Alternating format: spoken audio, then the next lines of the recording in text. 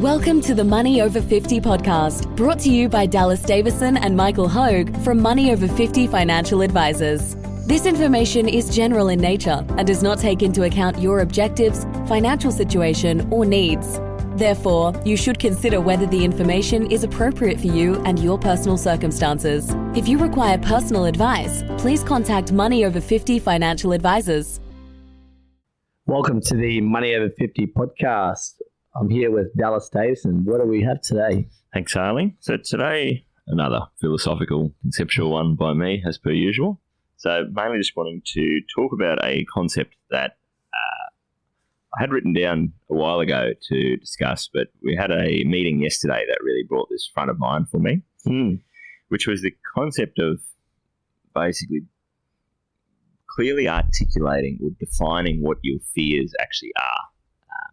And what I mean by this is, so the example I used a client yesterday who's a good friend who came in the week before and said, I'm worried about our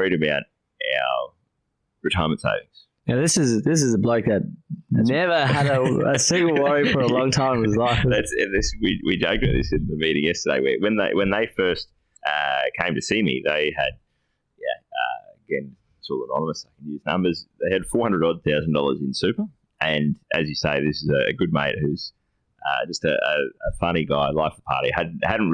Not the sort of person that's ever stressed about money or worried about the future or anything like that. So yeah, they came in and they're a bit of a success story in terms of like the most simple things that we can do to make the biggest impact. So for the past 6 or so years, I think they've been just maximising, both of them have been maximising their concessional contributions to super.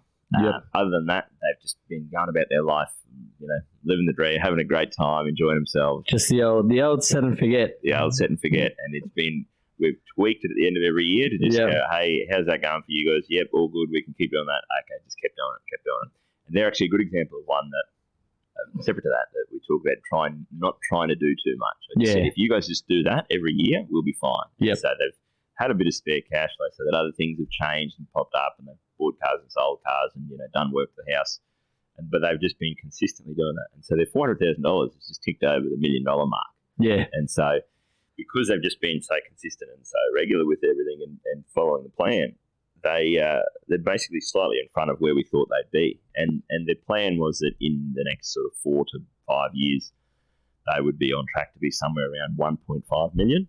And getting to that point would allow them to safely draw, about $70,000 a year in today's dollars out of super forever and a day. Yeah. So every time I'm looking at their stuff, I'm going, this is just working perfectly. Yeah, so everything's doing exactly as we thought, if not better. Yeah, that's right. And so, and I mentioned this to you, Ali, that I could tell that this was worried. This person was still worried about it, and we'd sort of made a comment in our last meeting about just being a bit worried about it, and we sort of talked about it and talked about why he shouldn't be worried. But what I didn't do a good job of at that time was really clearly burrowing into what is it that he's actually afraid of. And he's the one who said yesterday, it was interesting because I sort of often try to avoid using language like fear or afraid because people get a bit offended. But he was the one who said, I think my big fear is, he came and said, I'm afraid of the fact that, so for him the big thing was, we've only got 5 years to go until retirement. My big fear is that, we'll get a few years closer to retirement. Our balance will drop substantially, and that will mean we don't have enough money to retire. Yeah, and I guess it's a good thing to actually figure out what it is they're worried about because, again, it's a part of our role. That's what we can start to plan for and make sure that we're covering those fears as well. Yeah, and that's exactly what we found yesterday was that as soon as this person said, this is exactly what I'm worried about, that then gave me a chance to say, well, that is a genuine fear. It's not crazy. It's not like, it wasn't like some tinfoil hat wearing person coming in saying, I'm worried that, the government's going to steal all my money or something odd like that.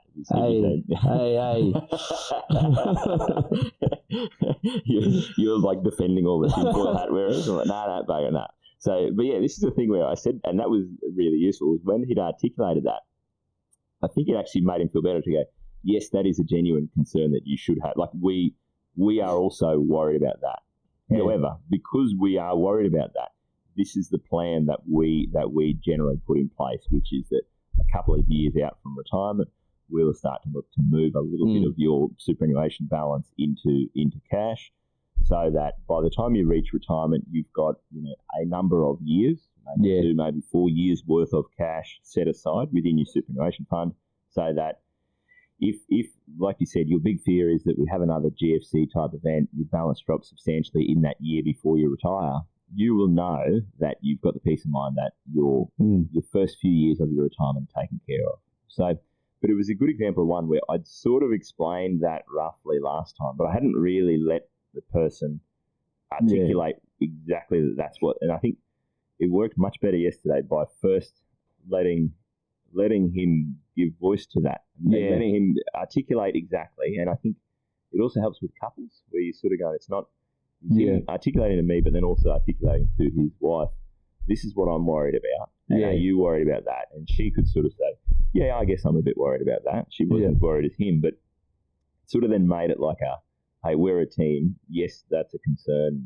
Your concern is valid and it's heard, and here is how we propose to solve that problem. Whereas, and that is a conversation I guess we have at the start with clients anyway. But when that issue is in front of mine, and which it definitely wasn't for them, that's exactly what happened. Like you say, they're not going to remember that because that's not a fear that they can attach that to. But because they had a genuine worry there, and the fact that you actually let them communicate that first. Then when we explain, I guess, what we can do or what we tend to do to mitigate that risk, then he can actually understand it a lot better and keep that front of mind. And that's a great point because your fears or your concerns will change over time as well. Like you say, I think when they first came in 6 years ago, their biggest fear probably was that I was going to take all their money off them and not let them go and, go have some fun and have a good time. And so that was the main fear. And so I had to, again, at that point in time, without realising it now, as I talk about it, it's probably that was the big fear that I sort of smoothed over by saying, hey, you just need to do this. You just need to make these regular contributions. The rest of it, do whatever you want. So they had that fear at that point in time. But I think it's really important over time, and that's exactly the case yesterday, like you said, where if I had talked to them, which I did, 5 years ago, I said, hey, when you get close, and I've been talking about this for the last 5 years, when you get close to retirement, we'll move a bit of this money into, we talk about our broader investment philosophy all the time, but it wasn't sinking in because it wasn't relevant to an emotion of theirs at that point in time. Exactly right, yeah. And so it's really interesting how often that happens, where you'll have a conversation with someone and then 6 months later they'll go, I'm worried about this thing. And then you re-explain the thing that you talked about 6 months ago, but now it sinks in because they go, I get now what you're protecting us from and what you're worried about. So, that's right, yeah. And I think that was an interesting example and a good one to go.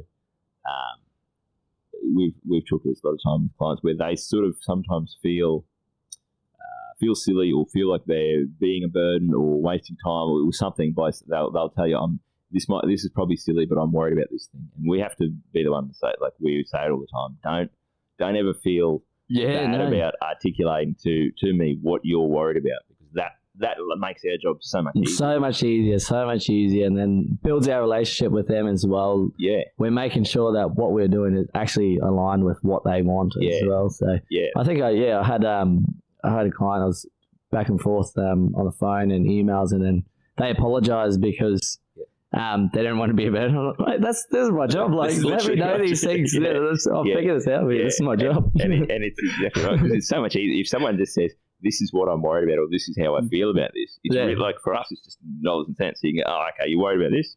All right, well, let's either talk about the trade-offs of whether that is the biggest concern that you should have, or whether we need to look at the trade-offs of that, or just go, okay, well, how can we give you more peace of mind with that factor?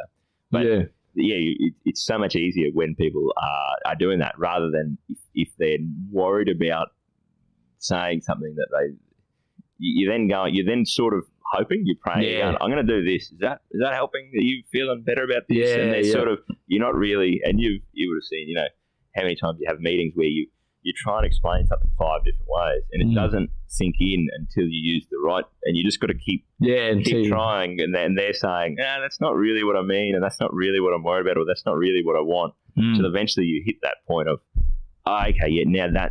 Now you understand what I mean, and now I can see how your plan fits in with that. And yeah, exactly. But I see. I guess this is one of those podcasts where I don't.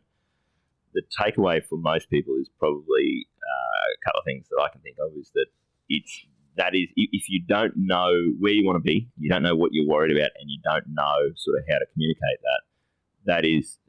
Ali, you're a nicer bloke than me, so you're actually better than me at having these conversations with people. So it's a very common thing that we are discussing with people, both in that initial client stage and then along that journey. And the other thing I think is just to keep in mind that if you already have a plan in place, or you already have a client of ours, or you already have an advisor, have a plan, is that just sort of check in, I guess, with your own emotional state. Is it things that might not have caused you any concern a few years ago? Yeah, they might sort of be sneaking up on you, and you might be carrying a bit of stress about these things without really understanding why you're getting worried. Everything's sort of working in theory, but you're just not comfortable. You don't understand why. There probably just is a thing where you dig in a bit and work out, what am I really worried about? Yeah, I think that's the biggest one, particularly with clients just coming up to the end of retirement. It's a huge change in life. So when there are fears that are popping up, just bear in mind and voice them as well. Yeah, and make it known. So if people don't know, if you don't know, if your advisor doesn't know, then that plan can't be adjusted. So and my other only bit of advice is stop watching so much news. That was my advice to this bloke. Yes, I said, mate, you need to turn the news off. You need to turn the news off. Go and have a laugh with your mates, which is what you always do anyway. Yeah. Turn the news off. It's not helping your life. It's not helping you get where you need to be. Righto, thank you. Thank you for listening to the Money Over 50 podcast with Money Over 50 financial advisors. For more information and resources, visit the Money Over 50 website, mo50.com.au. We look forward to catching up again soon.